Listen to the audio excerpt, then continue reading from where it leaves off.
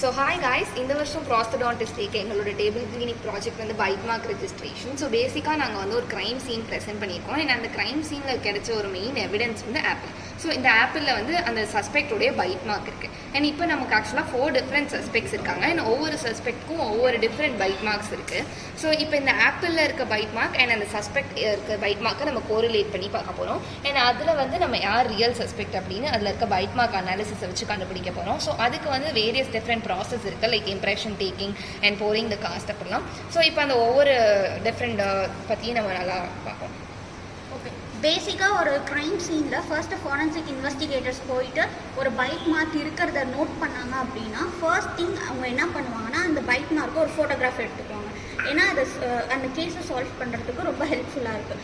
தென் வந்து அந்த பைட் மார்க்கில் 3D ஃபீச்சர்ஸ் இருந்துச்சு அப்படின்னா நம்ம ஈஸியாக அதுலேருந்து இம்ப்ரெஷன் எடுத்து காஸ்ட்டு போர் பண்ணி ஈஸியாக நம்ம சஸ்பெக்டை கண்டுபிடிக்கலாம். இப்போ ஃபர்ஸ்ட் ஸ்டெப் அந்த இம்ப்ரெஷன் எடுக்கிறதுக்கு நம்ம என்ன பண்ணணும் அப்படின்னா அந்த பைட் மார்க் இருக்க இடத்த ஜென்டலாக வைப் பண்ணிவிட்டு லைட் பாடி எலாஸ்டமர் அதை நம்ம எதை யூஸ் பண்ணுறோம் அப்படின்னா அடிஷன் சிலிக்கோன், அதாவது பாலிவினைல் சில்லாக்சின் அப்படிங்கிற ஒரு மெட்டீரியல் யூஸ் பண்ணி ஃபர்ஸ்ட் அதோட ஃபைன் டீட்டெயில்ஸ் எல்லாம் எடுத்துகிட்டு அந்த காஸ்ட்டை ஈஸியாக நம்ம எடுக்கிறதுக்காக அதுக்கு மேலே பட்டி வந்து போட் பண்ணுறோம். அது வந்து ஸ்ட்ரென்த்து கொடுக்கும் பட்டி. தென் கொஞ்சம் நேரம் வெயிட் பண்ணிவிட்டு அந்த இம்ப்ரெஷனை நம்ம பொறுமையாக எடுக்கணும். இம்ப்ரெஷன் எடுத்ததுக்கு அப்புறமேட்டுக்கு ரொம்ப இம்பார்ட்டன்ட் ஸ்டெப் வந்துட்டு போரிங் த காஸ்ட் போர் பண்ணுறதுக்கான ஸ்டெப்ஸ் தான் வந்து இங்கே டிஸ்பிளே பண்ணியிருக்கோம்.